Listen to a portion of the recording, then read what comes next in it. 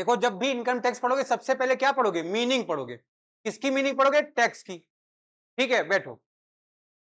ध्यान दोगे इधर तुम लोग। देखो मीनिंग ऑफ टैक्स क्या लिखा है? मीनिंग ऑफ टैक्स में क्या लिखा है इसने? लिखा है टैक्स इज अ फाइनेंशियल, ठीक है ना? What is mean by financial burden? Financial burden मतलब जिसका पेमेंट आप किसमें कर रहे हैं? मनी में कर रहे हो। जिसका मतलब किससे? केवल पैसे से। जैसे आप पढ़े होंगे ना अकाउंटिंग में, फाइनेंशियल ट्रांजेक्शन आप इन्वॉल्व करते हो कहां पर? अकाउंट में, है ना? तो उसी तरह आपको यहां पर क्या ध्यान रखना है कि टैक्स क्या है? फाइनेंशियल बर्डन है। गवर्नमेंट ने तुमसे टैक्स मांगा, तुम 4 बोरी गेहूं लेके पहुंच गए हो। गवर्नमेंट क्या एक्सेप्ट कर लेगा? क्या नहीं एक्सेप्ट करेगा? बात समझ में आ रही नहीं?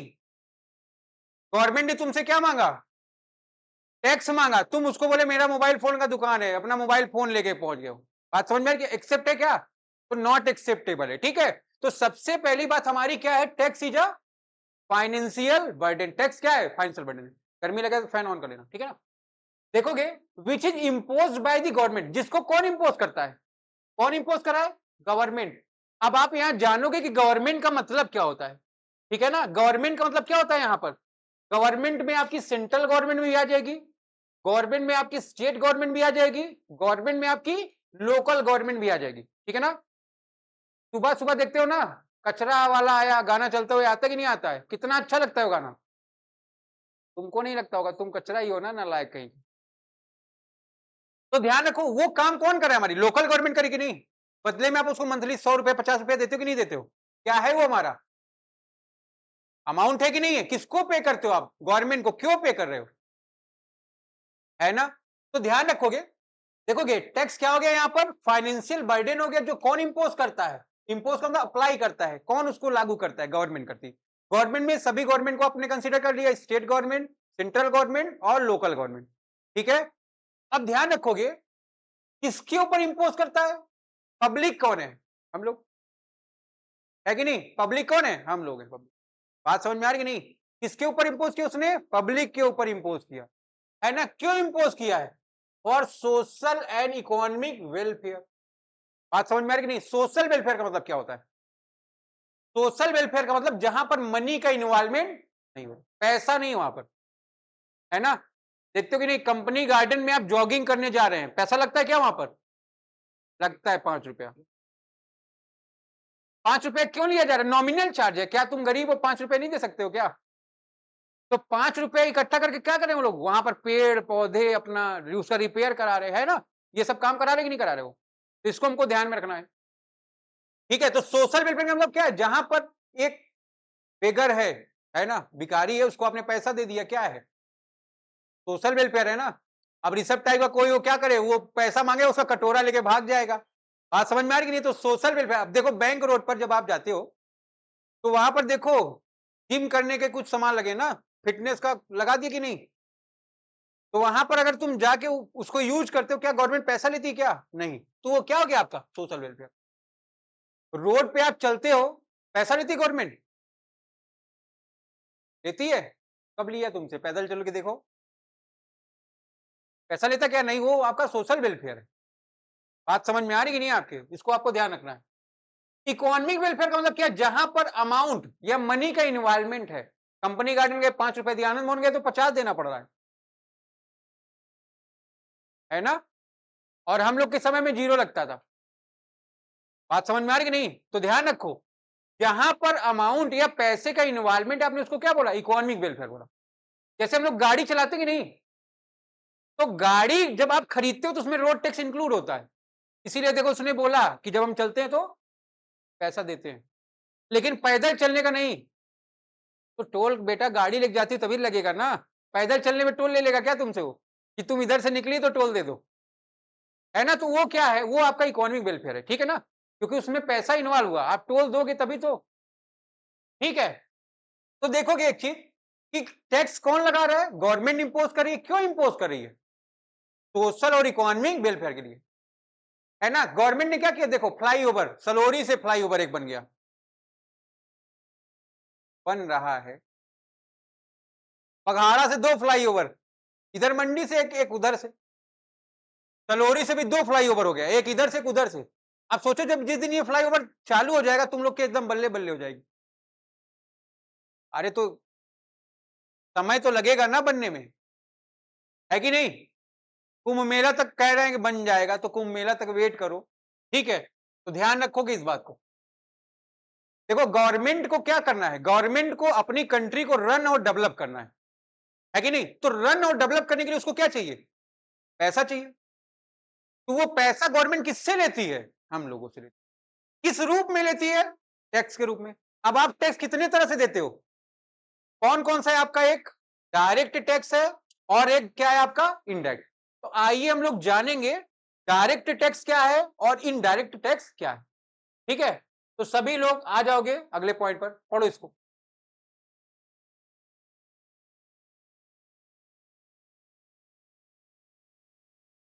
बता बेटा डायरेक्ट टैक्स क्या होता है? क्या लिखा है? The tax which is impose on the income of the person. ऐसा टैक्स जो इम्पोज किया जाता है किसी पर्सन के इनकम पर। तुम लोग आके बाहर से अपने यहां रह रहे हो इलाहाबाद में, तो तुम लोग के पापा हर महीना पैसा भेजते कि नहीं? क्या वो तुम्हारे इनकम का पार्ट है? क्या वो तुम्हारे इनकम का पार्ट है? नहीं है ना? किसकी इनकम का पार्ट है? आपके पिताजी। पापा अगर अपनी पेमेंट से अमाउंट उठा के आपको दे रहे हैं तो आपकी इनकम नहीं है, किसकी इनकम है? पिताजी की। बातें समझ में आ रही कि नहीं? तो ध्यान रखो the tax which is impose, किसके ऊपर इम्पोज किया जा रहा है? इनकम के ऊपर। किसकी इनकम? जो इनकम किसी पर्सन ने कमाई। अभी पर्सन की डिफिनीशन पर हम लोग चर्चा करेंगे, ठीक है ना? इनकम के डिफिनीशन पर अभी चर्चा करोगे, ठीक है? तो ध्यान रखोगे ऐसा टैक्स जो किसी पर्सन के इनकम पर इंपोज हो रहा है, ठीक है ना? Which incidence and impact fall on the same person. इसका इंसिडेंस कर भार। अब ये लोग हर महीना 10,000 रुपए उठा रहे हैं अपने पिताजी से। अब आजकल का समय क्या है? देखो पढ़ाई इतनी महंगी हो गई है कि घर का जो गार्जियन है वो बेचारा अपना 60,000 पाता है तो 50,000 तो तुम लोग के ऊपर खर्च कर देता है। और तुम लोग बर्थडे मना रहे हो रेस्टोरेंट में जाके। बात समझ में आ रही है? ऐसे ही ठीक है, तो ध्यान रखोगे हम लोग को क्या करना है? उसको सही रिटर्न उनको देना है। अब देखो ये हमारी इनकम का पार्ट तो है नहीं, तो टैक्स किसके ऊपर इंप्लीमेंट होगा? उसका इंसिडेंस किसके ऊपर होगा? जिसकी वो इनकम है ना? तो तुम्हारे ऊपर उसका टैक्स लगेगा क्या? नहीं। किसके ऊपर लगेगा? आपके पिताजी के ऊपर लगेगा। हाँ, पापा के ऊपर, ठीक है ना? और ऐसे भी तुम नालायक हो, तुम्हारे ऊपर कैसे लग सकता है? ठीक है, इधर देखो। Burden of the tax can not be shifted, है ना? अब मान लो उसी के पिताजी कहे कि अब हम जा रहे हैं कहां पर? हिमालय। हमने क्या कर दिया है? मोह माया को त्याग दिया है। अब हम अपना पेमेंट किसको शिफ्ट कर दिए? क्या वो इनकम इसकी हो गई क्या? नहीं। किसने कमाया उस इनकम को? अगर वो चाहे भी कि अपनी इनकम तुम्हारे पास शिफ्ट कर दें तो शिफ्ट कर सकते हैं क्या? नहीं कर सकते। बात समझ में आएगी नहीं? तो क्या लिखा है? Burden of the tax can not be shifted. ना आप अपनी इनकम को शिफ्ट कर सकते हो ना अपने टैक्स के बर्डन को शिफ्ट कर सकते हो। भाई इनकम किसकी है? आपकी है। टैक्स कौन देगा? आप देंगे। बात समझ में आ रही है? फिर it is a progressive nature of the tax. इसका नेचर क्या है? जितना ज्यादा इनकम उतनी ज्यादा, है ना? अगर आप 5 लाख तक की इनकम कमा रहे हो, 2.5 लाख कमा रहे हो तो बिल्कुल टैक्स का नहीं। उसके ऊपर अगर कमा रहे हो, आओ दिखाते तुमको रेट ऑफ टैक्स। सारा दिमाग तुमको इसी चैप्टर में लगाना है, ठीक है? इस चैप्टर में अगर आप अपना दिमाग लगा लोगे तो बहुत सारी चीजें क्लियर हो जाएंगी, ठीक है? यहां पर जितना वर्ड अभी मैं बोल रहा हूं सब वर्ड के अलग अलग मीनिंग है, वो मीनिंग समझ में आएंगे तभी काम होगा, ठीक है? ये केवल समझ लो कि पहले चैप्टर का इतना लंबा नोट्स है तुम्हारा। सोर्स ऑफ इनकम हो गया तुम्हारा, ये आ गया टैक्स रेट।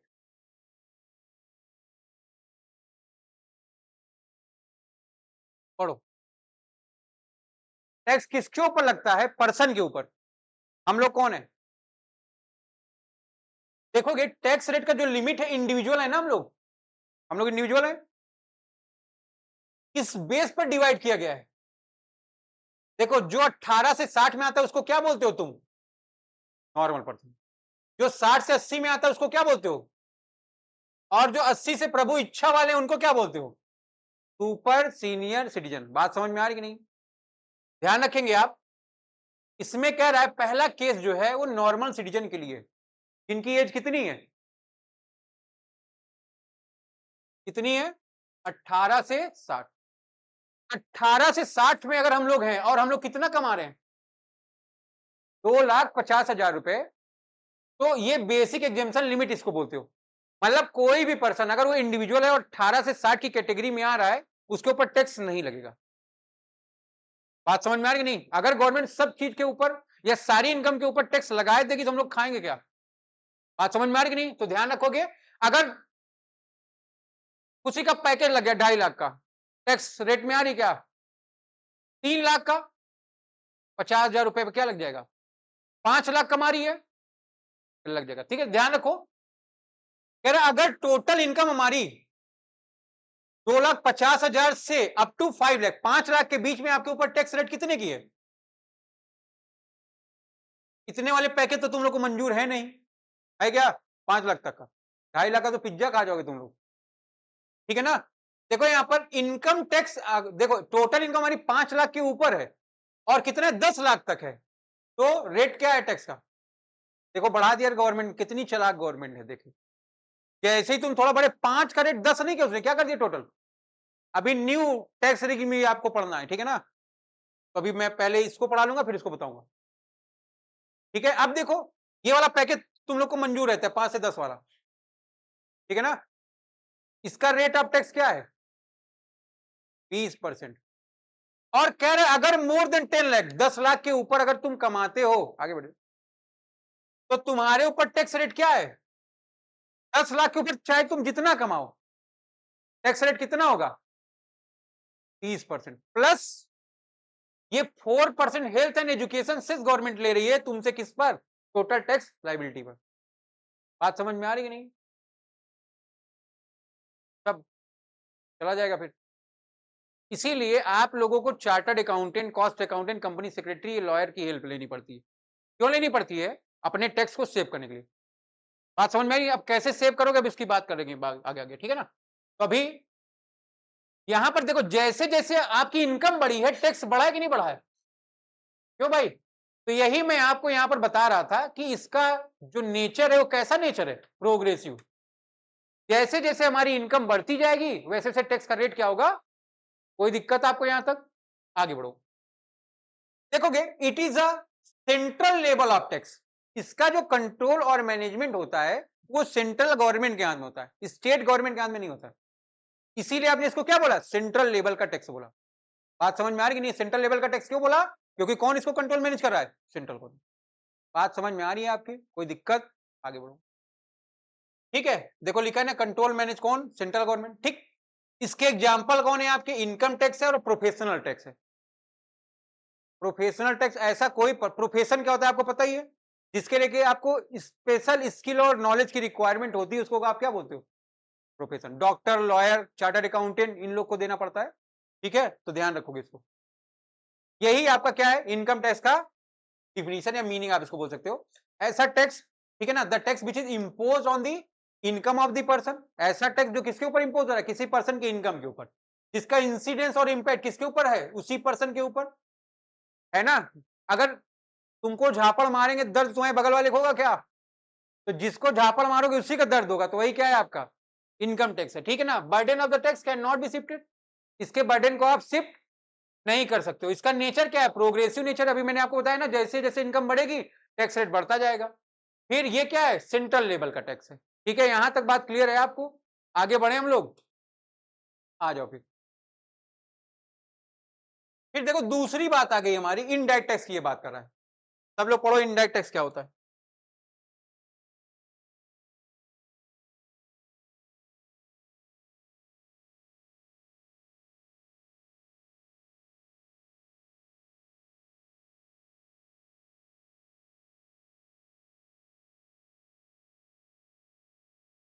हो गया? क्या लिखा है? The tax which is impose on the supply. अब कोई भी ये नहीं कहेगा कि इनडायरेक्ट टैक्स किस पर लगता है? गुड्स और सर्विस पर। हमेशा अपने दिमाग में एक बात बैठा लोगे, है ना, कि इनडायरेक्ट टैक्स किसके ऊपर चार्ज किया जाता है? सप्लाई के ऊपर। और सप्लाई आप किसकी करते हो? या तो गुड्स की करोगे या सर्विस की करोगे या किसकी कर दोगे, दोनों की कर दोगे। बात समझ में आ रही कि नहीं? ठीक है। गुड्स क्या होता है, कौन बताएगा? What is mean by goods? Hindi होती है ना।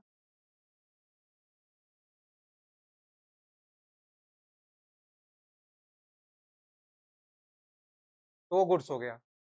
अच्छा, इकोनॉमिक्स पढ़े होगे तुम लोग, डिफिनीशन पढ़े हो वहां पर गुड्स की। Anythings which has power to satisfying of human want, ऐसी कोई भी चीज जिसके पास ह्यूमन नीड से वांट को सेटिस्फाई करने का पावर होता है, उसको आप क्या बोलते हो? गुड्स। और सर्विस क्या होता है? उसके पास भी सेम। बट गुड्स क्या होता है? टेंजिबल होता है, स्टोरेबल होता है, सेपरेबल होता है। But services intangible, not separable, not storable. Doctor की सर्विस स्टोर करके रख सकते हो क्या? ध्यान रखना इस बात को। कोई दिक्कत यहां तक? तो ऐसा टैक्स जो किसके ऊपर चार्ज किया जाता है? सप्लाई के ऊपर। किसकी सप्लाई करते हो? गुड्स की, सर्विस की, या the burden of these types of tax cannot be shifted, sorry, can be shifted। Income tax के बर्डन को आप शिफ्ट नहीं कर सकते हो, बट इसके बर्डन को आप कर सकते हो। ध्यान दोगे यहां पर, ये कौन है? ऋषभ है ये। ऋषभ कोई सामान बनाता है ना? ये कौन है? मैन्युफैक्चरर है, मान लो ब्रेड की फैक्ट्री है इसकी, ठीक है ना? ये अपना सैफ है, ठीक है ना? सैफ क्या करा? इससे सामान खरीदा। जब इसने रॉ मटेरियल परचेज किया होगा ऋषभ ने, उस पर जो भी टैक्स लगा होगा, कौन पे किया? कौन पे किया? ऋषभ पे किया। अब ऋषभ ने इसको सामान बेचा, मान लो ऋषभ ने 100 रुपए का सामान खरीदा था, 10 रुपए का टैक्स हो गया, 110 का सामान हो गया। इसने वैल्यू एडिशन कर दिया, 90 रुपए का, मान लो 200 का सामान हो गया। इसने इसको जब 200 का सामान भेजा तो उस पर 10% टैक्स लगा दिया, 220 हुआ कि नहीं? तो 220 रुपए कौन पे कर रहा है? बात समझ में आ रही कि नहीं? उसमें अमाउंट इंक्लूड है कि नहीं इंक्लूड है? कौन सा? टैक्स का। तो उसका बर्डन किसके ऊपर आ गया? अब हम लोग ब्रेड खरीद रहे हैं, सुबह आएंगे, फिर कोचिंग पढ़ने जाएंगे, स्कूल पढ़ने जाएंगे ना, तो हम लोग कौन है? कस्टमर है। कस्टमर का मतलब जो कष्टों से मर रहा है। बात समझ में आ रही कि नहीं? कष्ट कैसे हम लोग को कैसे कष्ट है भैया? भाई ये सामान खरीदेंगे, महंगा सामान है, पे करना पड़ेगा हम लोग को। तो अल्टीमेट बर्डन जो पड़ता है किसके ऊपर पड़ता है? कस्टमर के ऊपर पड़ रहा है, ठीक है? इसीलिए लिखा गया है, इसके बर्डन को आप क्या कर सकते हो? शिफ्ट कर सकते हो। लिखा है ना, ultimate burden is borne by the customer. Last में इसका बर्डन कौन बियर करता है? बात समझ में आ रही कि नहीं? तो ध्यान रखोगे आप लोग इसको, ठीक है? आगे बढ़ो, कुछ सीखना।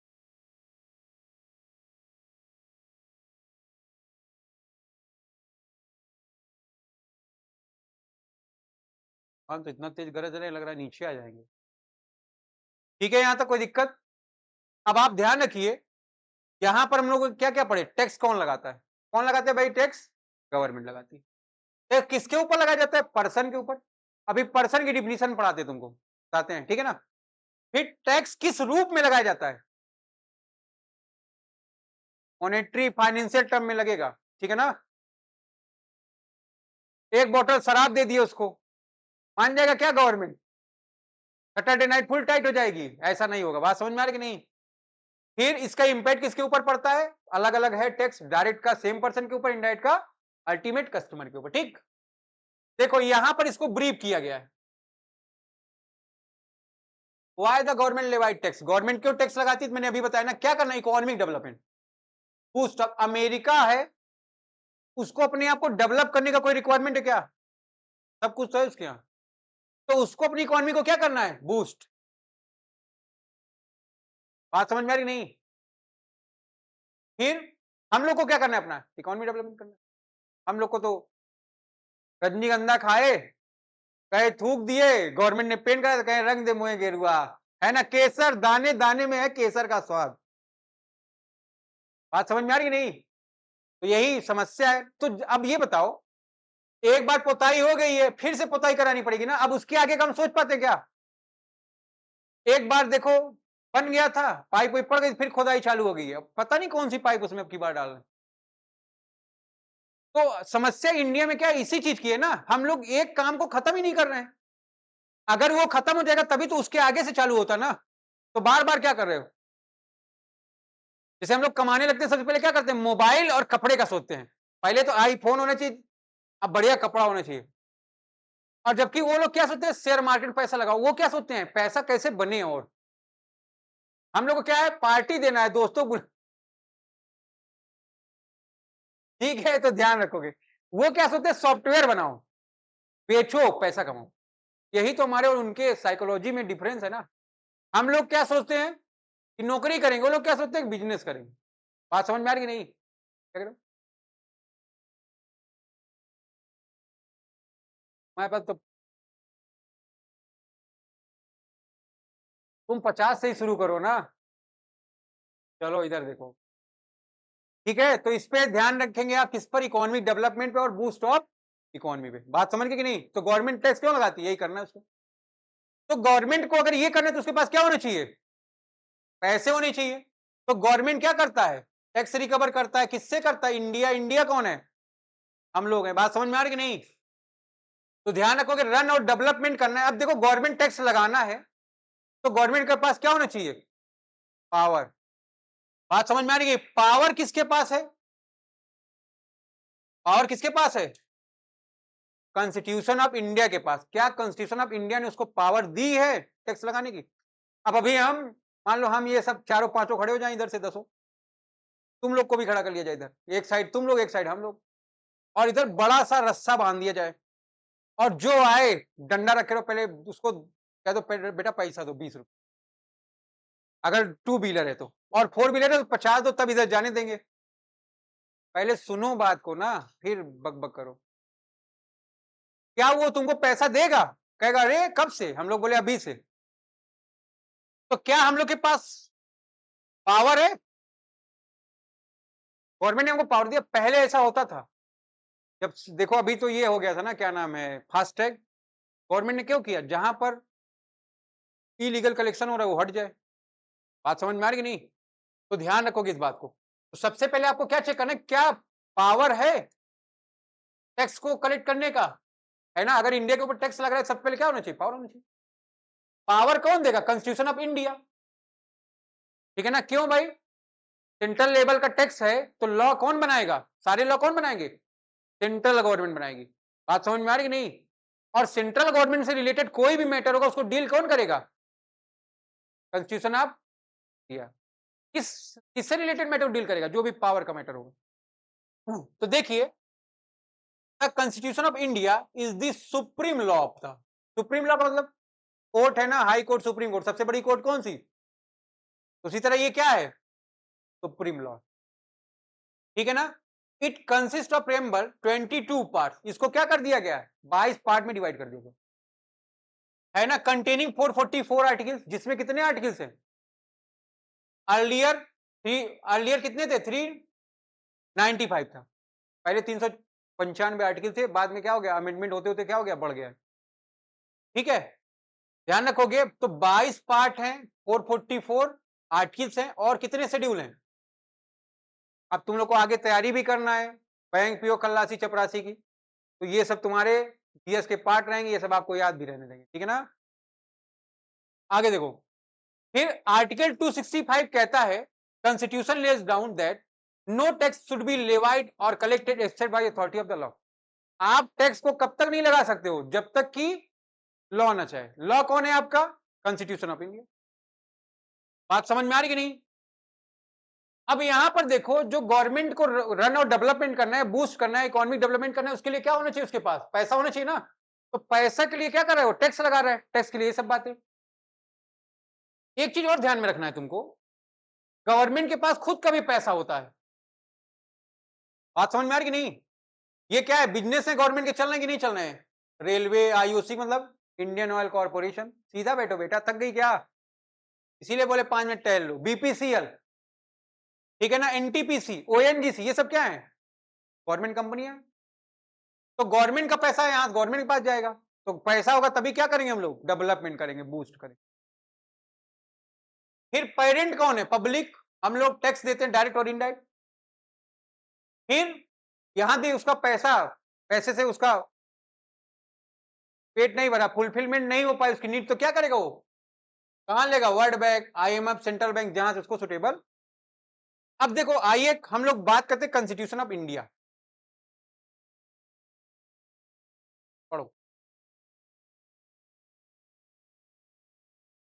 पढ़ो भाई, कॉन्स्टिट्यूशन ऑफ इंडिया, इसका जो 7 शेड्यूल है, ये क्या कहता है, जो भी लिस्ट है उसको 3 पार्ट में डिवाइड करो। लिस्ट नंबर 1 यूनियन लिस्ट, जानते हो कि नहीं तुम लोग, पढ़े होगे तुम लोग सोशल स्टडी में क्लास 8th 9th हिस्ट्री में। लिस्ट नंबर 2 है कौन सी, स्टेट लिस्ट, और लिस्ट नंबर 3 है कौन करेंट लिस्ट। ठीक, कोई दिक्कत, 3 लिस्ट है, पहला कौन सा, यूनियन, दूसरा स्टेट और तीसरा कनकरेंट।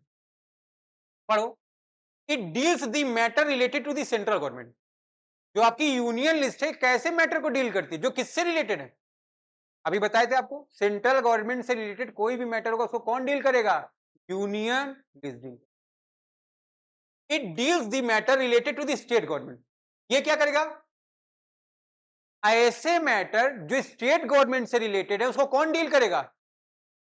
दही पर जीएसटी लग गई, दूध पर जीएसटी लग गया, अभी मैटर हुआ था ना 4-5 महीने पहले, बोला कि अगर तुमको दूध लेना है आओ अपना केन लेके आओ, लेके जाओ, जीएसटी नहीं लगेगा।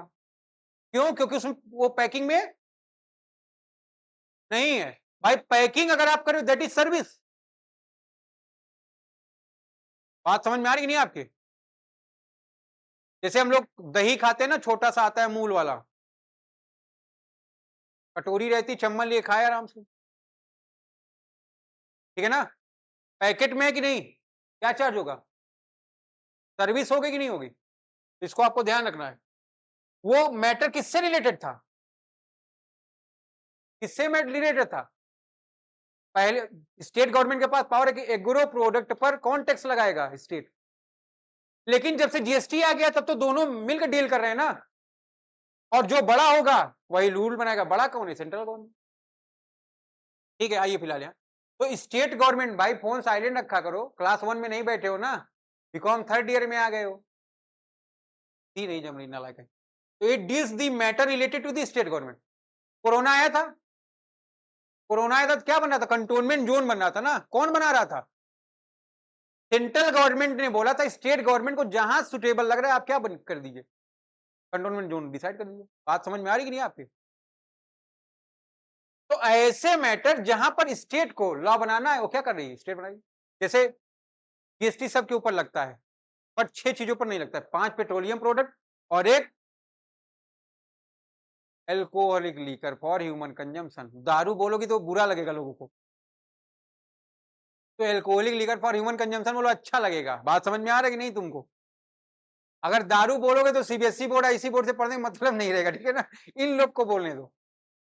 चलो इधर देखो, ऐसे लिस्ट, ठीक है ना, ऐसे मैटर जो किससे रिलेटेड है, दोनों से, central as well state. Containment zone बना तो दोनों मिलकर डिसाइड करे थे ना।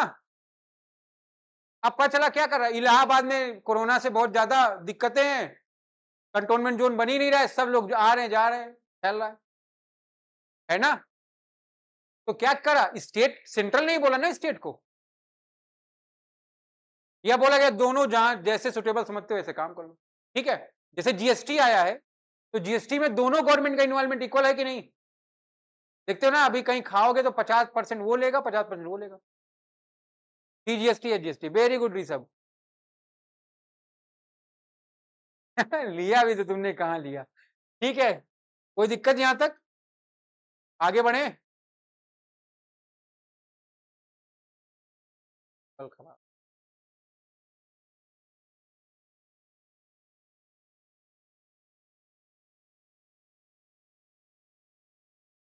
समझ में आ रहा है ऋषभ की, बस यूं ही चल रहा है,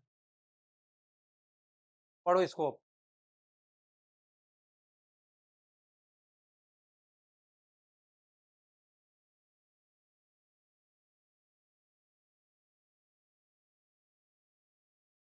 दिख रहा है सबको,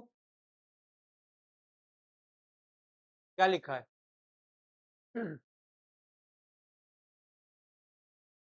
देखो यहां पर article number 246 A for article 246 कहता है लॉ कौन बनाएगा? केवल और केवल क्यों भाई? यूनियन लिस्ट का मैटर है ना, सबसे बड़े गवर्नमेंट का मैटर है, कौन डील करेगा? पार्लियामेंट। कहां तक बना सकता है? आर्टिकल नंबर 245 कहता है पूरे इंडिया में बना दो। चाचा नेहरू ने क्या किया? 370 अप्लाई करा दिया था ना, उसको हटाया। कौन हटाया? अमेंडमेंट किया गया कि नहीं किया गया? कौन हटाया? ठीक है ना, तो मोदी जी अपने से थोड़ी बैठ के हटा दिए, उसका क्या एक लीगल वे है। ठीक है, तो वो बात कौन कहता है? यही आर्टिकल। कहां तक अप्लाई कर सकते हो उसको आप? पूरे सेंट्रल पर, पूरे। और आप यहां पर सोचो, जिस पार्ट में सोचो। ठीक है, फिर देखोगे एंट्री नंबर 82 है, लिस्ट नंबर 1 पे कहता है charge tax on the income other than. आप एग्रीकल्चर इनकम को छोड़कर किसी भी इनकम पर टैक्स लगा सकते हो। ये बात कौन कहता है? Entry number 80। ठीक है ना, पेपर में बैठोगे कभी तो ये आएगा जरूर, हर बार आता है ये, 1-2 नंबर में एमसीक्यूज में ही आ जाता है। ठीक है ना, यहां पर देखे थे, यहां पर रूल रेगुलेशन कौन बनाएगा? State assembly. ठीक है,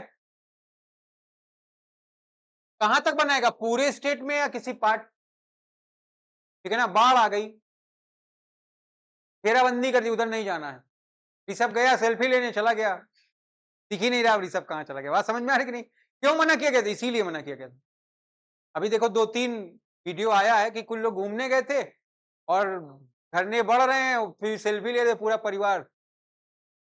तो वो एक कहावत बड़ी पुरानी की, आग, हवा और पानी से कभी भी आप खेले नहीं। ठीक है ना, बच गए थे, सावधान रहें, सतर्क रहें। देखो इधर एंट्री नंबर 246 लिस्ट 2, ये क्या कहता है? Power to charge tax on agriculture income. India कैसा देश है? खतरनाक। कैसा देश? कृषि प्रधान देश। तो इसीलिए क्या किया गया है? मना किया गया भाई एग्रीकल्चर प्रोडक्ट पर आपको टैक्स नहीं लगा। इंडिया एक ऐसा देश है जहां पर सभी चीजों का इलाज है। अगर कुर्सी टूट जाती देखते हो कि नहीं, उसको तार लगा के बांध देंगे, कहेंगे आप बैठो। दुकानों पर जाओ, देखो फिर आगे देखोगे, फिर यहां पर कौन बनाता है? पार्लियामेंट और स्टेट असेंबली दोनों मिलकर। लिखा if any conflict then parliament bill prevail. अगर कॉन्फ्लिक्ट होगा तो पार्लियामेंट बड़ी है ना, तो पार्लियामेंट क्या कर देगी? प्रिविल कर देगी, उसको प्रायोरिटी दे दोगे आप। बात समझ में आ रही कि नहीं? लेकिन अगर आपके पास गवर्नमेंट का कंसेंट है, गवर्नर का कंसेंट है, तो क्या हो जाएगा? स्टेट असेंबली प्रिविल कर जाएगी। बात जितनी बता रहे हैं यहां वो सुनते रहो, दिमाग बिठाते रहो। ठीक है ना, अभी बैठाए रहोगे तो आगे के लिए फायदा रहेगा। ठीक है ना, इसीलिए रिकॉर्ड करके रख दे रहे, बाद में पढ़ना। आगे बढ़े, इतनी बात क्लियर कि नहीं? यूनियन लिस्ट को कौन डील करेगा? पार्लियामेंट। Very good Rishabh. ठीक है, स्टेट गवर्नमेंट को स्टेट असेंबली और कंकरेंट को दोनों मिलकर डील करें। ठीक, ये अभी तक जो तुम पढ़े थे ये बेसिक नॉलेज था, जनरल नॉलेज बोलते हो। ठीक है ना, अगर टैक्स पढ़ना है तो आपको ये पढ़ना पड़ेगा। अब तुम्हारा टैक्स स्टार्ट हो रहा है। अच्छा, थोड़ा सा और बाकी है, एडमिनिस्ट्रेशन ऑफ टैक्स। जैसे तुम लोग का एडमिनिस्ट्रेशन किसके हाथ में है? कुछ लोग, जैसे कुछ लोग के घर में बच्चे होते हैं, उनके माँ बाप को उनको कहना नहीं पड़ता कब पढ़ना है, कब खाना है, कैसे बैठना है। कुछ लोग राक्षस टाइप के होते हैं, निशाचर जिनको बोला जाता है, वो रात भर पढ़ते हैं, दिन भर सोते हैं। बात समझ में आ रही कि नहीं? तो आप चाहे जैसे पढ़ें, निशाचर की तरह पढ़ें, ह्यूमन बीइंग की तरह पढ़ें, कोई दिक्कत नहीं। ठीक है, लेकिन पढ़ें। तो उसी तरह एडमिनिस्ट्रेशन तुम्हारा कौन कर रहा है? पिताजी माताजी कर रहे हैं ना। कुछ अब तुम लोग जैसे यहाँ पर हो, अपना एडमिनिस्ट्रेशन खुद, उसी पार्टी थी, बोले आओ सबको सैटरडे नाइट फुल टाइट करा देते। अनन्या ने क्या कर दिया? मना कि नहीं नहीं ऐसा काम नहीं करते। क्या है? एडमिनिस्ट्रेशन है कि नहीं? बात समझ में आई तो, लेकिन उसने मना कर दिया ना। क्या मना करना था उसको? खाने के लिए थोड़ी मना करना था। चलो इधर देखो, एडमिनिस्ट्रेशन ऑफ टैक्स देखोगे, मिनिस्ट्री ऑफ फिनांस है। ये क्या करता है? इसका एक डिपार्टमेंट है जिसका नाम क्या? Department of revenue. ये दोनों टैक्स को मैनेज करता है। पहला क्या है आपका CBDT, central board of direct tax, इसका full form central board of direct tax, ठीक है ना। ये क्या करता है, it deals the matters related to direct tax. ये डायरेक्ट टैक्स की सबसे बड़ी अथॉरिटी है, उससे रिलेटेड कोई भी मैटर कौन डील करता है, central board of indirect tax and custom, इसको क्या बोलते हो सीबीआईसी। अगर इनडायरेक्ट टैक्स और कस्टम का कोई मैटर होगा कौन डील करेगा, central board of indirect tax. Custom जैसे अभी हम बता रहे थे ना 5 पीपी, 5 पेट्रोलियम प्रोडक्ट और 1 शराब, इस पर अभी कस्टम जैसे पुराना टैक्स रिग में था वो अप्लीकेबल है, जीएसटी नहीं अप्लीकेबल, इसीलिए सब क्या है महंगे है। जीएसटी आ जाए तो 40 रुपए की बोतल आने लगेगी बियर उयर की, तो ये लोग कोल्ड ड्रिंक नहीं पियेंगे फिर, ठीक है ना। पेट्रोल भी सस्ता होकर इसी प्राइस में आ जाएगा, 300% 400% टैक्स जा रहा है उस पर, तो महंगा है वो, ठीक है। इसी बात को देखो यहाँ नोट पर डिस्क्राइब किया गया है, both the board has been constituted under the central board of revenue act 1963। दोनों जो बोर्ड हैं आपके किसके अंतर्गत काम करते हैं, डिपार्टमेंट ऑफ रेवेन्यू, ठीक है ना। तो ध्यान रखोगे इसका एक्ट है कौन सा 1960, सीबीडीटी पता ही है, levy and collection of all direct tax, whereas matter relating to the levy and collection of indirect tax को कौन डील करेगा, सीबीआईसी। यही बात वहां बताएगी तुमको, ठीक है। अभी तुमने पढ़ा डायरेक्ट टैक्स और इनडायरेक्ट टैक्स, दोनों में डिफरेंस क्या है, कुछ डिफरेंस समझ में आया, कुछ समझ में आया कि नहीं समझ में आया, आप बहुत तगड़ा समझ में आ रहा होगा, चलो सब क्या बन बनाते रहते हो यार तुम। देखो भाई डायरेक्ट टैक्स की मीनिंग क्या है, the tax which is imposed on the income of the person is called as, ऐसा टैक्स जो किसी पर्सन के इनकम पर इंपोज किया जा रहा है वो क्या है, डायरेक्ट टैक्स है। ऐसा टैक्स जो किसके ऊपर इंपोज किया जा रहा है, सप्लाई किसकी करते हो, गुड्स या सर्विस या दोनों की, तो क्या बोलोगे आप उसको, इनडायरेक्ट टैक्स, ठीक है। इसका इंसिडेंस और इंपैक्ट किसके ऊपर है, इसका टू डिफरेंट पर्सन, ठीक है ना। इसको किस पर चार्ज करते हो, इनकम पर गधों, इनकम कौन कमाता है, पर्सन कमाता है, ठीक है। इसको किस पर चार्ज करते हो, सप्लाई पर, ठीक है। इसका नेचर क्या है, इसका क्या है, बड़ी बोतल कोल्ड ड्रिंक लिए तब भी उतना देना है, छोटी बोतल लिए तो बड़ी बोतल ले लो, पी नहीं पाओगे ना इसलिए छोटा लेना पड़ता है। बात समझ में आ रही कि नहीं, हाँ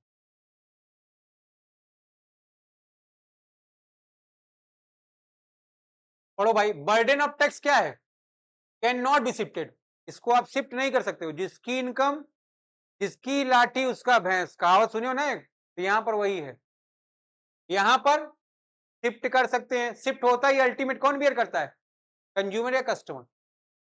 इस पर अप्लीकेबल लॉ क्या क्या है, इनकम टैक्स एक्ट और इनकम टैक्स रूल। जब भी आप इनकम टैक्स पढ़ोगे ये दोनों साथ साथ चलेंगे, ठीक है। इसके example income tax professional tax है, वेल्थ टैक्स था लेकिन 2014 में उसको खत्म कर दिया गया, ठीक। इसमें देखो कस्टम एक्ट है, जीएसटी एक्ट है, ठीक है, कस्टम लॉ ये सब है, ठीक है। तो ये हमारा बेसिक नॉलेज था। अब यहां से हमारा स्टार्ट हो रहा है क्या, इनकम टैक्स, पढ़िए।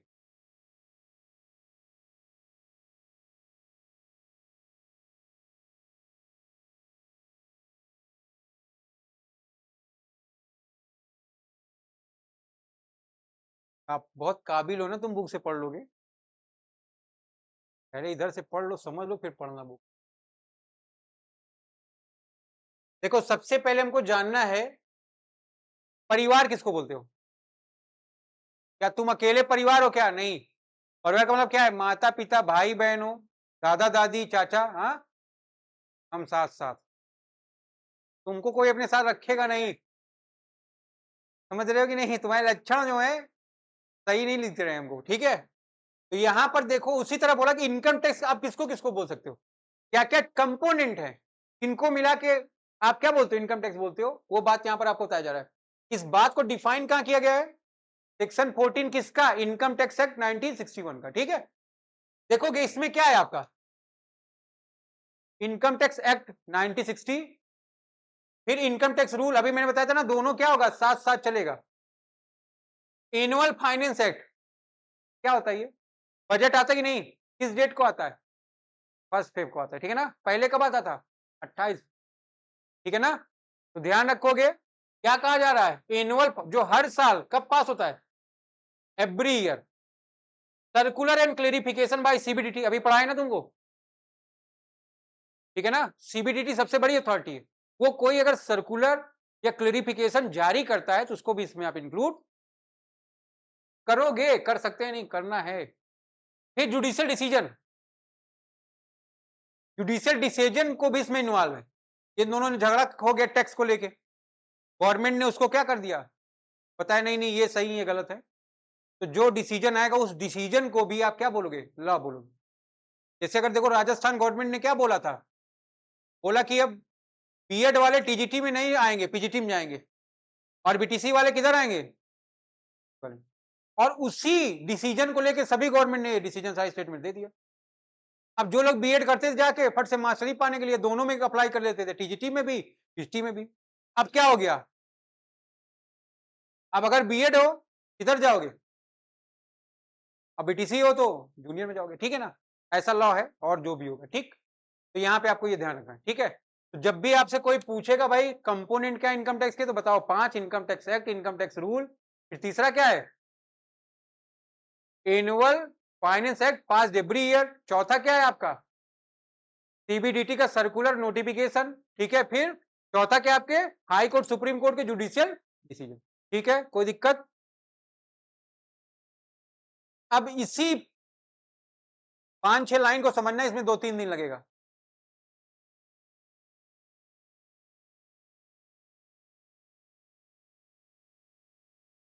ठीक है ना। Charging section of income tax जब भी आप पढ़ेंगे सबसे पहले कोई भी एड पढ़ोगे उसका एक चार्जिंग सेक्शन होगा, तो पूरे इनकम टैक्स का चार्जिंग सेक्शन कौन सा है, सेक्शन 4। बात समझ में आ रही सबके। ये क्या कहता है, टैक्स किसके ऊपर लगता है, जो पर्सन है, इंटरटेनमेंट इंटरटेनमेंट इंटरटेनमेंट, सुना है आपने, कहां सुने थे, एक मूवी थी उसमें कुत्ते को मालिक बना दिया गया। एक लड़का पिछले साल पढ़ा था, उसका सवाल था, सवाल था क्या जान कुत्ता है उसके ऊपर टैक्स लगाया जा सकता है, तो यहां डिफिनीशन क्या बोला, उसने बोला टैक्स किसके ऊपर लगेगा, पर्सन के ऊपर। पर्सन को बताया गया किस सेक्शन में,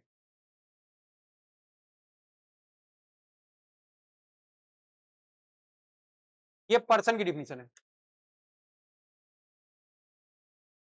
टैक्स किसके ऊपर लगेगा, पर्सन के ऊपर। पर्सन इंक्लूड, देखो इनकम टैक्स एक्ट में पर्सन की कोई डिफिनीशन नहीं दी गई है, इसमें बताया गया कौन कौन इंक्लूड है, मतलब इसकी डिफिनीशन इंक्लूसिव है।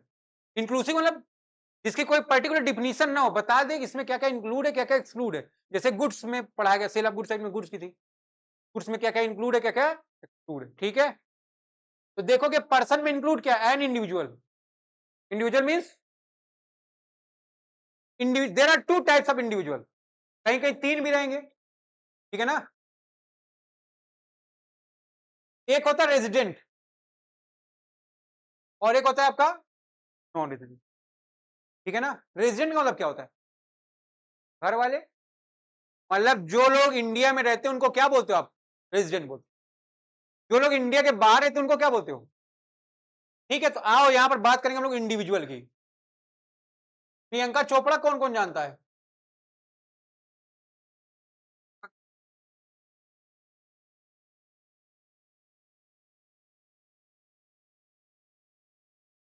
तुम्हारे मोहल्ले की है क्या प्रियंका चोपड़ा जो आएगी तुमको रोज, कि सर्वेश भाई है या बेशरम कहेगी, ठीक है ना। तो ध्यान रखोगे भाई, क्या ध्यान रखना, इंडिविजुअल में इंक्लूड है। प्रियंका चोपड़ा क्या है, रेजिडेंट है नॉन रेजिडेंट है, रेजिडेंट क्यों है भाई, सिटीजनशिप का कॉन्सेप्ट अलग रहेगा, रेजिडेंस का कॉन्सेप्ट अलग रहेगा, तो वो इंडियन सिटीजन है, बट जब से वो बाहर रहने लगे इंडिया में, है वो रेजिडेंट है नहीं, तो हमको चेक करना पड़ेगा उसमें नंबर ऑफ डेज, वो बात अलग हो जाएगी, ठीक। नूरा फतेह को जानते हो, कौन है, अच्छा, ठीक है ना। तो ध्यान रखोगे क्या वो रेजिडेंट है, हाँ रेजिडेंट है, रेजिडेंट है, बट क्या वो इंडियन सिटीजन है, नहीं है। सलमान खान इंडियन सिटीजन है, हाँ रेजिडेंट भी है, इंडिया में ही रहता है ना। अब मिल गया होगा ना, पूछा जा रहा है पहले। जैकलीन इंडियन सिटीजन है? नहीं, इंडिया की नहीं हो। अब भले हो जाए बट इंडियन रेजिडेंट। बातें समझ में आ रही नहीं? जो बात समझा रहे उस पे आओ। कह रहे आइटम सॉन्ग कर दी बेशरम कहीं का। लाइक पढ़ रहा है कि नालायक करी करा है। पूछ रहा क्या करती है, मैंने कभी नहीं पूछा, बदतमीज कहीं का। इधर देखो, ठीक है, तो यहां पर ध्यान रखोगे इंडिविजुअल का क्या है, अलग अलग डिफिनेशन। तो कुछ लोग इंडियन सिटीजन नहीं है बट इंडियन रेजिडेंट है। तो ऐसा कोई पर्सन जो इंडियन रेजिडेंट है उसको आप कवर करोगे किसके, इंडिविजुअल के डिफिनेशन में। तानिया मिर्जा पहले, अब तो इंडिया में ही है ना। बात समझ में आ रही कि नहीं? तो ध्यान रखोगे, तो ध्यान रखोगे इंडिविजुअल में इसमें आ जाएंगे जो रेजिडेंट होंगे, अभी आगे वाले चैप्टर में पढ़ाया जाएगा। और नॉन रेजिडेंट कौन है, ये सब बात अभी हम लोग आगे करेंगे, ठीक। इसको ध्यान में रखें। विराट कोहली है, 1 साल तक बाहर ही क्रिकेट खेल रहा है, रेजिडेंट हो पाएगा? ठीक है, तो रेजिडेंट में भी दो है, एक ऑर्डिनरी रहेगा, एक नॉन ऑर्डिनरी रहेगा, ठीक है, अभी हम लोग बात करेंगे। फिर एचयूएफ, हिंदू अनडिवाइडेड फैमिली, पढ़े होगे आप लोग, हिंदू अनडिवाइडेड फैमिली पढ़े हो कि नहीं पढ़े हो? क्लास 11th में पढ़े हो, लेकिन याद नहीं होगा।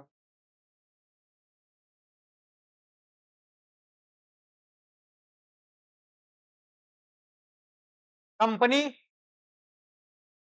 Firm, association of person, body of individual, local authority, every AJP. AJP मतलब आर्टिफिशियल जुडिशियल। अब आइए इसको और ब्रीफ करो।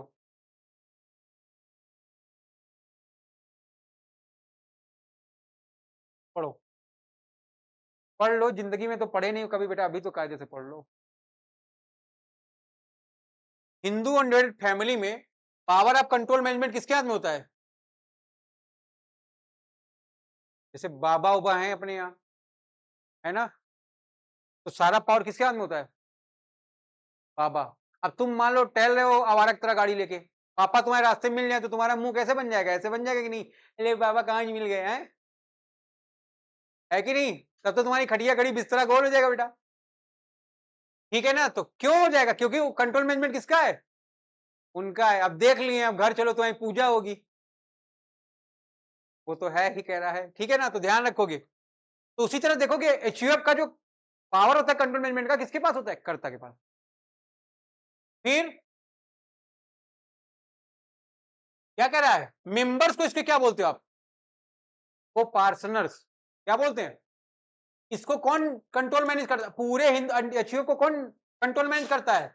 गवर्न बाय हिंदू लॉ, ठीक है ना। देखो इस जैसे हम लोग पढ़ते कॉन्सेप्ट, इसमें उसी कॉन्सेप्ट को डिवाइड किया गया स्कूल के द्वारा, ठीक। पढ़ो,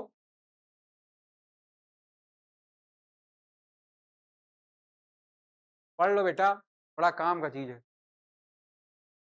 मिताक्षरा लिखा हूं ये, इसमें दो स्कूल है, मिताक्षरा दया भाग, कुछ याद आया? बेशरम टाइप के लोग, क्या? तो वहां पर ये भी लिखा था मिताक्षरा और दया भाग, दो स्कूल में इसको डिवाइड किया गया, दो कॉन्सेप्ट है इसका। अप्लीकेबल कहां है ये? Whole of India except the state West Bengal and Assam. दीदी के घर ये अप्लीकेबल नहीं, दीदी मीन्स ममता दीदी, और आसाम में, ठीक है ना। मेंबर्स ऑफ एचयूएफ, आप हिंदू अनडिवाइडेड फैमिली के मेंबर कब बन सकते हो? जैसे ही पैदा होंगे आप बाय बर्थ से बन सकते हो, ठीक है। Shares in property by birth, हाँ, ठीक है ना। Sister is not the member of property, ठीक है ना। तो तुम लोग को क्या प्रॉपर्टी में हिस्सा मिलेगा? अब मिल रहा है, ये मिल नहीं रहा है बेटा, ये भी कोलकाता जो आपकी हाई कोर्ट है उसने जजमेंट दिया था, उसी के बेस पे दूसरा जजमेंट किसने दिया? हरियाणा हाई कोर्ट ने, समझो कि नहीं। तो तुम लोग का इधर कुछ है नहीं, जो भी है वो सब, लेकिन आपको मिल सकता है। अब आपके भाई लोग, आप लोग अपना बैठ के सामंजस्य स्थापित कर लें, ठीक है ना। ठीक है, इधर देखो भाई, तय भाग कहां अप्लीकेबल है? ठीक है, जहां पर ये अप्लीकेबल है वहां पर ये नहीं, ठीक है। यहां पर member, share property after the death of करता, जब तक है जहां तब तक कुछ नहीं देंगे। बात समझ में आ रही नहीं? हमारे मरने के बाद sister is the member of the property. बात समझ में आ रही है? लड़कियों के यहाँ पे खुशी की लहर आ गई। बात समझ में आ रही है? यहीं से वो जजमेंट है ना भाई। कोलकाता कहाँ पर है? दीदी की सरकार थी, दीदी ने क्या दिया तुम लोग को? अधिकार दिया। बात समझ में आ रही कि नहीं? Sister is the member of the property. ठीक है, यहाँ मांगने की जरूरत नहीं है, कहने की जरूरत नहीं है तुम्हारा। बात समझ में आ रही कि नहीं? कोई समस्या की बात? ठीक है, तो ये एचयूएफ है। अब ध्यान दो, एओपी, एओपी का मतलब क्या है? Association of person. इसका कोई भी मेंबर बन सकता है, आइदर बॉडी इनकॉर्पोरेट और इंडिविजुअल पर्सन। बॉडी इनकॉर्पोरेट का मतलब क्या होता है? जैसे कंपनी, कंपनी जो क्या है? बॉडी कॉर्पोरेट है। बॉडी कॉर्पोरेट का मतलब, कॉर्पोरेट का मतलब जानिए आप कंपनी, और बॉडी का मतलब क्या है? बॉडी मतलब शरीर, बेशर्मो बेसहूरो। ठीक है, तो बॉडी, ठीक है ना? या इंडिविजुअल पर्सन, इसका कोई मेंबर बनेगा, किसका? एसोसिएशन ऑफ पर्सन का। बीओआई का मतलब बॉडी ऑफ इंडिविजुअल। केवल कौन मेंबर बन सकता है इसमें? इंडिविजुअल कौन है? हम लोग हैं, जो आदमी खाता पीता सांस लेता हो। बातें समझ में आ रही कि नहीं? लोकल अथॉरिटी का मतलब, अभी गवर्नमेंट पढ़ा रहा था ना, लोकल गवर्नमेंट में कौन है? तुम्हारा कूड़ा कौन उठा रहा है? फिर गांव में क्या होता है? आर्मी, इसमें क्या होता है? म्युनिसिपल या कंटोनमेंट बोर्ड। ठीक है, एजेपी, हनुमान मंदिर। एजेपी मतलब क्या? आर्टिफिशियल जुडिशियल पर्सन, है ना? कॉलेज, हॉस्पिटल, ठीक है, अपनी कोचिंग, ये सब। हाँ, तुम्हारे दया से तो आ ही गया। देखो अभी उधर इंडिविजुअल की बात मैं कर रहा था, इधर इंडिविजुअल पढ़ लोगे। इंडिविजुअल में आपके पास दो हैं, थक गए हो तो बस करें, बस 5 मिनट यही खत्म कर लिया जाए बस। देखें आप, रेजिडेंट और क्या है? रेजिडेंट में दो है, ordinary resident, non ordinary. Salman Khan, Aamir Khan, सब खान, शाहरुख खान, सब क्या है अपने? ऑर्डिनरी। ठीक है, देखो लड़के हैं, लड़कियां सब भाग जा रही, भाग जाती हैं। अच्छा, ठीक है ना? तो नॉट ऑर्डिनरी रेजिडेंट का मतलब क्या है? कि जो अपना था लेकिन अब अपना नहीं है। ठीक है, नॉन रेजिडेंट में, ठीक है, जो लोग बाहर के हैं, फॉरेनर को हम लोग इंक्लूड करते हैं। ठीक है, जब अभी कंपनी की बात आप करोगे, इसमें दो तरह कंपनियां रहेगी, एक इंडियन कंपनी होगी, एक इंडियन कंपनी मतलब क्या है? जिसका कंट्रोल मैनेजमेंट कहां से? इंडिया से।